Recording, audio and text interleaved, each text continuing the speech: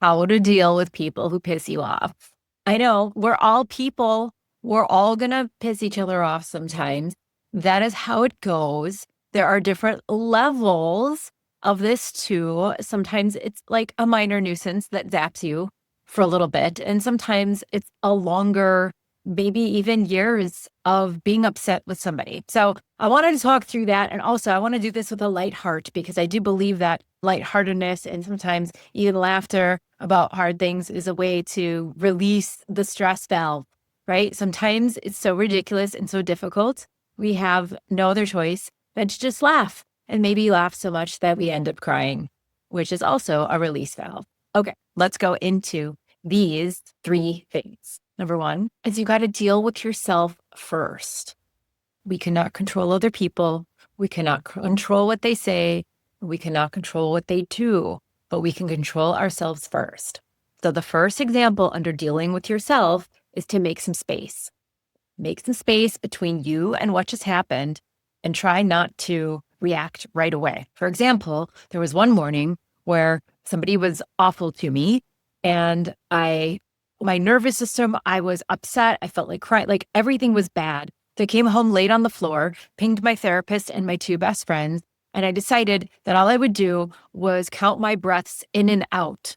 That's all I would do. And I got to 183 before I had to go to the bathroom.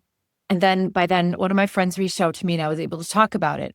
The thing is at the end of the day, I saw this person again and they were fine, as if nothing happened. And I was like, wow, I had a full-on breakdown. I spent my whole day with my stomach in knots and they're fine. And it's kind of over. So at that moment, I decided to instill the 12-hour rule with this person. And I was like, if they're going to do that, I'm going to wait a full-on 12 hours before I react to anything. Kind of an extreme example, and it's really hard to do. But my point is, make some space. Deal with yourself first. And within that space, you have to find something tactile to do. You could call a friend. You could work out. You could breathe. You could journal. You could light a candle. You could do breath work. You could put aromatherapy on your wrists. You could take a shower. There's a lot of different things that you could do.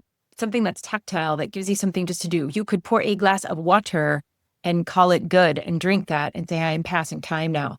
Anything that you need to do with your deal with yourself first. When you have done all of that, you've built some space, you've done some tactile things for yourself that are not too hard at all, then you can respond from a calm place. When you're calm, then you can respond to that person or that situation that happened, because otherwise you're going to be responding from an angry place. And I believe that if you respond from an angry place, nothing good comes from that, right? So, okay. So that's the first one in dealing with yourself and the three pieces that go under that. The second one is you need to understand yourself and you need to understand your triggers. So let's get into the doshas a little bit here. Vatas are sensitive. They're emotional roller coaster. They're super fast, spontaneous, and they tend to kind of go to extremes. They're a variable dosha. They're variable personalities sometimes. They tend to be high emotions, low emotions, all round and round, a little bit dramatic, quick reactions, all those kinds of things, which have their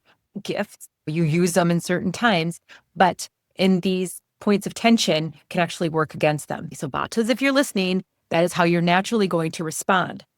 Our job in Ayurveda is to do a 180, was where we find the balance. So in dealing with yourself around these hard things, stay still, do nothing, lay on the floor, put a water bottle on your abdomen, and call it good for a few minutes. Set a timer until you calm down. Okay. Pittas, they love to debate. Pittas, if you're listening to this, this is going to be you. You're going to be like, Monica, I don't want to deal with space. I want to solve this right now because I have other things that I want to do. And I don't want to think about it. Chop, chop, chop, chop, chop. And you're going to want to deal with it that way. So know your tendency. You are going to want to do that. The other person might not be ready for that. They maybe can't handle the heat of the moment. Okay. Kaphas, you will likely just disappear and act as if everything's fine.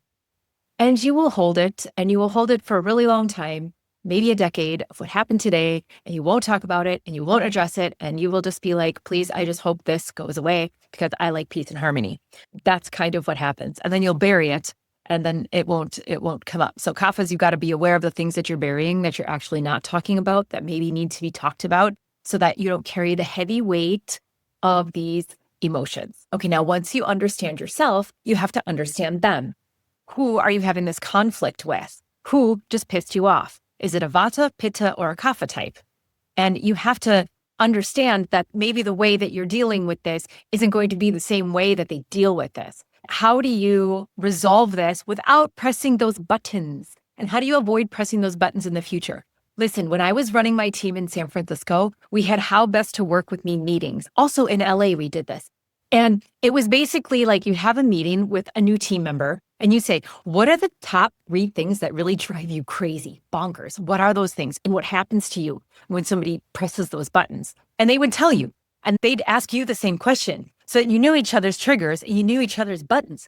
So you got to ask people and talk about like what really makes them mad and then try hard not to do that. And you can express the same thing to them. Whether they listen to you or not, whether they follow suit with that or not, whether they press your buttons anyway because they don't care, that's not your work. That's on them. Your work is to deal with yourself. You got it? So I hope this helps. I know there's probably a lot of questions that you have bubbling up from this. And if there are, just post them below and I'll do my best to answer or maybe make another training on it. And if you want a little more help on this, somewhere around this video is extra training that I have for you. So you can go a little bit deeper with me and learn a little bit more about these doshas and their personalities. I hope this helps. This is really about knowing ourselves and not necessarily knowing other people, but understanding that there is a perspective there and there is traumas, triggers, perspectives, beliefs, all of those things that live inside somebody else. And they may or may not match us. Probably not. But we have to have respect for, and we have to have a forward vision enough that we care enough to make it smooth. A lot of this is dealing with your own self at first and having that emotional and mental control to build space and to build some goodness around it and have positive intent when you do address the situation. And also understand people don't feel the same way as you about the situation. If you feel bad about a situation, definitely talk about it, but they might feel bad for very different reasons than you do. Okay? So I hope this helps you work through it a little bit, deal with yourself, know them, and have a dialogue about what buttons not to press between each other. And I think you will find that you can move through some of these conflicts a little bit easier without it clinging to you. I hope this helps as we keep bringing Ayurveda to life.